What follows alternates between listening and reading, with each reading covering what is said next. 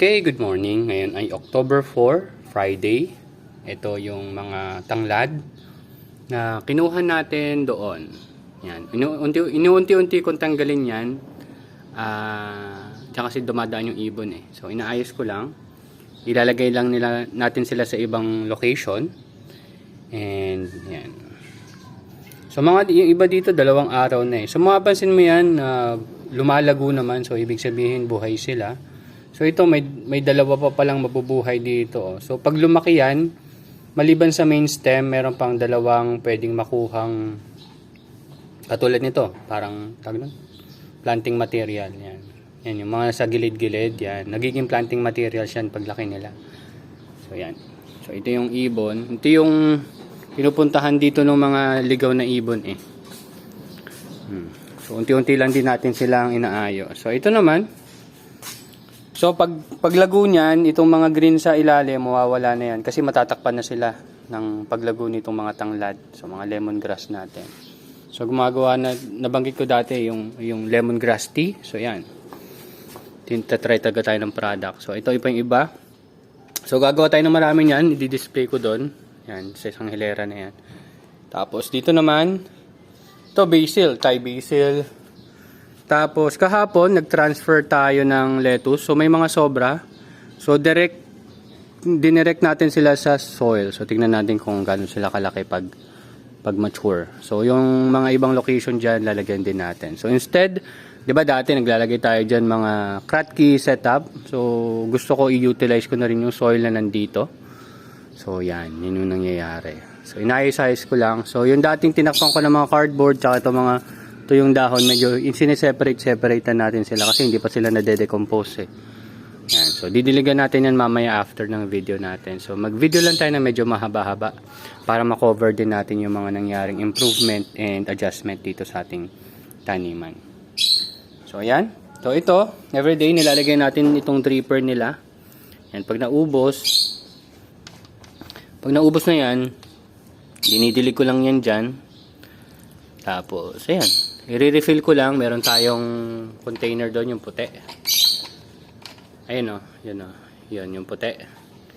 Nandyan yung nutrient solution natin. Pero ang ginagamit ko nutrient solution dito, yung pang pang lettuce pa.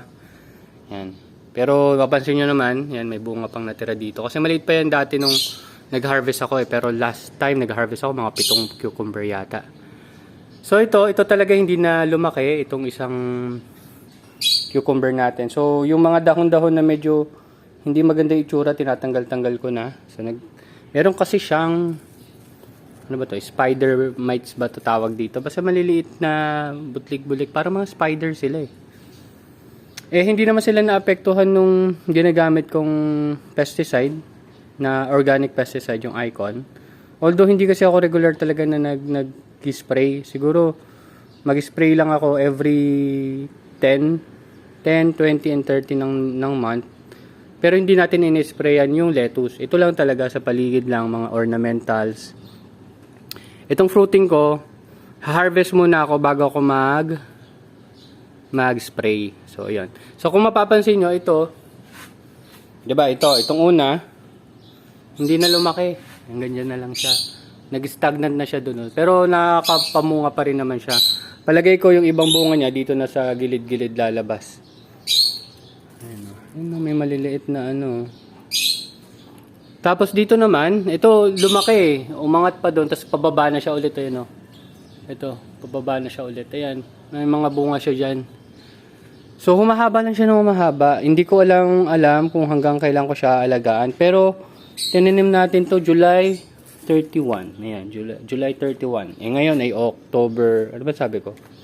October 3? 5? Nakalimutan ko yung sinabi ko kanina. Pero yun yung date natin ngayon.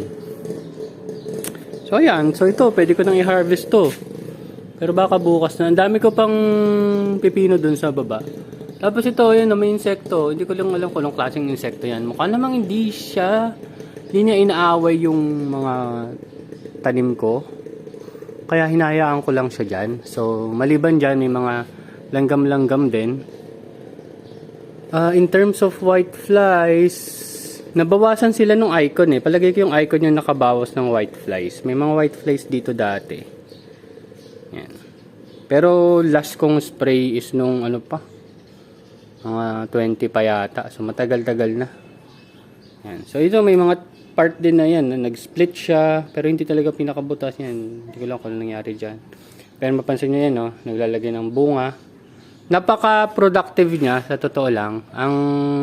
Wala lang talaga ako masyado pang experience kung paano ko ba talaga siya dapat alagaan, anong gagawin ko. So yun, kumukuha pa lang tayo ng experience ngayon. Pero based on experience natin ngayon, napakaganda ng result. Napakalago niya. Kaya kung magkakaroon, kunyari try ako ng isa pang farm, pwede naman puro cucumber na lang. Then, ayun, tingnan natin. Kasi dito, palagay ko naman kasi, yan, paminsan-minsan talaga binabanatan ng ibon eh. Yung ibon yung medyo nababad trip na ako kasi itong part na to medyo nadadamage ng ibon. Syempre pag nadamage niya yung dahon nila, hindi na sila masyadong makapag-photosynthesis, hindi rin sila masyadong lalaki. So, tinanim ko yan September 6. Ngayon ay October 5 yata. Ano ba ulit? Teka lang. October 4. Yan, October 4 ngayon.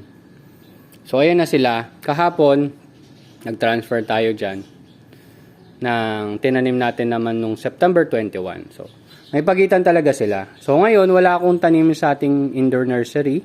Next week pa tayo magtatanim doon, Friday. Then, yun, 12 days sila doon, tapos ito-transfer natin dito. Kasi, yun, during first week nung nasa indoor nursery natin, nag-harvest na tayo dito. Yan, uubusin na natin yan. So, meron pa tayong 1 week to prepare yung mga tataniman nila. Yan. So, goods naman. Maganda naman yung laki. Hindi ko sure kung mas malaki to. Pero, in terms of sunlight naman, ngayong months na ganito, dito medyo half na lang yung nasisinaga ng araw. Dito na lang. Pero okay pa rin naman yung growth niya. Pero kung mapapansin nyo, yung lettuce papunta na dito kasi hinahabol niya yung liwanag. Kasi nung mga summer months, nandito yung yung araw ngayon, nandito na siya banda. Nandiyan na siya banda. Dati dito, kaya ayos. So, iniisip ko, kasi bala ko kung magtanim after inisip ko kasi 4 months, baka tumigil na itong magiging productive nitong cucumber ko, baka magtanim tayo ng dalawa pa ulit. Then, baka magsubok tayo ng bell pepper. Yun lang, nakakatuwa lang kasi, yan, cucumber, then lettuce, part na talaga yun ng salad natin. So, yan, maliban dyan, dito, yung nabanggit ko sa inyo, mga petchay, mustasa, tas dito may chives, dapat may chives. Kaso, hindi ko lang alam kung tutubo sila. Pero matagal kasi tumubo talaga ang chives. Tapos dito rin chives, tapos petchay, tapos mustasa. So yan, makikita nyo may mga petchay na dyan. Pero nung unang ilang araw, tutubo, tapos mamamatay kasi nagkakaroon sila ng tawag doon. Nakalimutan ko yung tawag doon. Basta, para siyang root rot, pero doon sa mga sa maliliit pa lang na seedlings. Kalimutan ko yung term. Alam ko yung dati. Sa microgreens, ginagamit ko yung ganun term eh. Pero yun, namamatay sila. Direct to soil natin ginawa. Hindi natin yan pinalaki sa indoor nursery natin. So, may mga rin daw. May tanim pala ako doon mga basil. Ayan, Thai basil. Sweet basil. Ito, may sweet basil tayo dito eh. Ayan. Ayan, sweet basil. Ayan. So, kasabayan siya nung tanim natin na lettuce dito, September 21. So, ayan. Ito. Thai basil. So, dati, nagtatanim tayong Thai basil, isa-isa lang. Ngayon, kinaklamp ko siya. Titignan ko lang kung ano itsura. Ayan. So, ito naman, sweet basil, tapos Thai basil. So, dito, gusto kong punuin ng mga basil dito. So, ayan.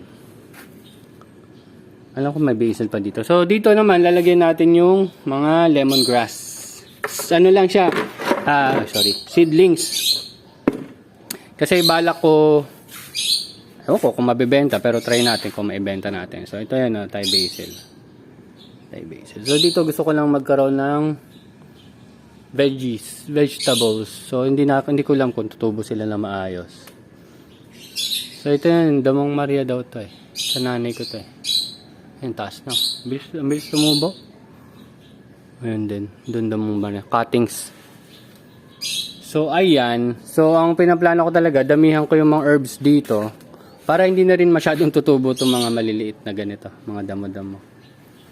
Kasi matatakpan na sila ng mga herbs eh. Alam nyo naman itong mga basil natin, yung lumalaki ng ganyan. No?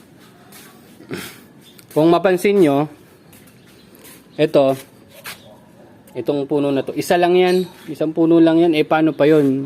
4, 3, 5. So, gaano sila lalaki? Sa palagay ko, magtutulong-tulong yung ugat dyan para makakuha ng nutrients. Eh. So, yan, tingnan natin kung may ma-harvest tayo mga buto dyan. Kasi, based dun sa previous natin na nakuhang mga buto, maganda yung buto na nakuha ko sa Thai basil. Sa sweet basil, hindi masyado. Kaya ito yung hindi ko siya pinatay kasi gusto kong makakuha ng buto sa kanya. Ayan, kasi nagpa-flowering na siya. Yan, yung mga buto-buto.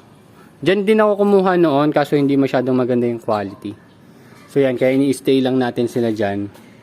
Hindi ko sure kung ang gagawin ko dito is lemongrass or basil na lang din. Pero masarap naman ang basil. Gumawa akong basil tea. Pwede water infused basil, di ba? So ayan. So medyo mahaba-haba naman yung discussion natin. Pero di ba previously, mga 1 minute video or less than 5 minutes video lang para concise lang. So, yan yung mga nagawa natin dito. So, tinitingnan ko yan. Pag may mga tubig-tubig na yan, iniimbestigahan ko kung saan ba galing yung tubig. Kasi baka may mga tulo-tulo eh. Yan. Or baka konting excess lang. Or galing sa tulo, galing sa taas. Ayan. So, nilagyan ko na rin ng plastic para doon na lang sa bandang dulo yung tulo niya. Ano. So, okay naman. So, yung may problem natin din dito, pero ngayon, pag may nakita kong ibon, tinitingnan ko kung saan sila lumalabas or saan sila pumapasok. Yung previous na problema ko kaya natake yan, ito, yung mga aloe vera kasi natin, sobrang lumaki na, tapos natulak niya yung screen papunta doon, kaya dyan pumapasok yung mga ibon. Eh, ayaw ko naman lagay ng screen dito kasi paano ko naman ma-access yung mga tanim doon. Ayan, tapos minsan dyan, unti-unti ko lang. Yan. So far, so good. Wala tayong spray na ginagawa. Maliban lang dun sa paligid. Paligid lang. Dito wala. So, goods na yan. In 2 weeks. 2 weeks? Yan. In less than 2 weeks pala. In less than 2 weeks, harvest na tayo dito. So, nagko-collect na tayo ng orders para sa mga dideliveran nating mga lettuce. Tsaka, yung mga ginagawa kong lettuce, yung container ng lettuce natin, yung mga substrate natin, yung pinag-cuttings na nung seedling trays, na 128 seedling trays, yun, no, cuttings na yan. Kasi, pag in-harvest ko yan, kasama na yung ugat. Oo. So, isa yun sa, siguro, mapagyayabang natin na pagbinenta natin sa ating customer. Kasama talaga yung ugat. Ayaw ko rin gumamit ng styro. Kasi yung sa styro, ang daming kokopit. Masyado maraming kokopit para sa akin. Eh, ang kokopit na gamit ko, itong Coco Black. Ang ginagamit ko lang na kokopit, itong Coco Black. Ayan. Ayan. So, isang ganito, siguro nakakagawa na ako mga 200 cups. 200 no, maliliit na cups na yon or more pa siguro. So isa naman sa naging recent problem ko, hindi naman talaga siya problem, ito pala, pakita ko sa inyo. So itong mga kokopit na gamit ko dito, itong may mga malalaki yung itsura, na ibabad natin yan ng at least 4 or 5 days sa calcium nitrate. Diba pinapakuluan natin, tapos after nun babad natin sa calcium nitrate. Yung recent na ginawa ko, since nagmamadali ako, 2 days ko lang siya na ibabad. So, ito siya. Ganito lang siya kaliliit. So, kung i-compare mo, medyo malayo yung laki. So, good thing na rin na na-experience ko siya first hand para ma-share ko rin sa inyo na better kung mas maibababad nyo ng mas matagal yung kokopit nyo sa calcium nitrate. And visually din, mas darker yung kulay ng coco peat na naibabad ko ng mas matagal sa calcium nitrate compared dun sa naibabad ko lang ng 2 days. May napanood kasi ako 2 days niya lang binabad yung calcium nitrate. Pero sa ibang bansa kasi yon. Gumana naman. Yan, gumana naman. Pero kung i-compare kasi natin yung laki, ayan halos hindi na nga siya makita dun sa butas compare dito. Yan. Yung maliliit, yan yung galing dun sa sa coco peat na naibabad ko lang ng 2 days. Yung mga basils natin na nandyan, yung mga coco peat na nagamit ko yan, yung naibabad ko lang din ng 2 days. So, hindi ko alam kung malaki ba magiging difference kung ang nagamit ko sa mga basil natin is yung naibabad ko ng mas matagal. After nga nung incident na yon, naka-prepare na kasi ako ng mga cups na may coco peat. Tinanggal ko lahat sila, tas binabad ko sa calcium nitrate. Nakababad sila hanggang ngayon, siguro mga 5 days or more na yata silang nakababad doon. So mamaya, aayusin ko na siya. Although next week pa kasi yung next week pa yung tanim ko, pero ipe-prepare ko na siya ahead of time. Siguro gawa tayo ng mga 128 heads, 128 cups, yan, or more kung kaya. Ayun, so palagay ko goods na yon. So pakita ko lang sa inyo ulit yung cucumber natin. Yan, Diyan na lang siya namunga. So, susunod siguro dito na siya mamunga sa bandang baba. Pero ito, yan. Since lumalaki pa rin siya, sa bandang dulo talaga yung nagiging productive niya. Nagkakaroon flowers, sa lumalaki. Yan. Hindi siya katulad ng Jackson 27 ko na sobrang bagal lumaki. Pero kasi, magkaiba sila ng pagdilig ngayon. Dati kasi, ang pagdilig ko ng Jackson 27 ko, talagang kunyari, 1 liter lang ng nutrient solution, dididilig ko ng 1 buhos. Ito naman, since nakadrip siya, tumatagal siya siguro 2 to 3 hours yung unti-unting na i-drip sa kanya yung nutrients. Kaya siguro, mas maganda yung result niya. Tsaka in terms of location, doon medyo malilim. Kumpara naman dito, na na-convert na natin yung roof. So maraming possibilities, pero yun yung mga na-obserbahan ko lang naman. Sinishare ko lang din sa inyo. So yun lang naman. So sana makita pa natin improvement dito. And mga herbs talaga yung tinatanim natin maliban dito sa mga pechay mustasa kasi repellent sila ng pests. Yan. Tsaka nagagawa ko kasi silang tea. So yung tanglad, pwede mong haluan din ng ginger. So, ginger and tanglad tea. Maganda yun.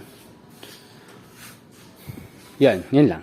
So, that's it. Thank you very much. So, update na lang ako. Paminsan-minsan, hindi na rin siguro magiging madalas. Pero pakita ko sa inyo kung may bago. And kung may tanong kayo, sabihin nyo lang. Kung kaya kong sagutin, sasagutin natin. That's it. Thank you very much. And see you next update. Bye-bye.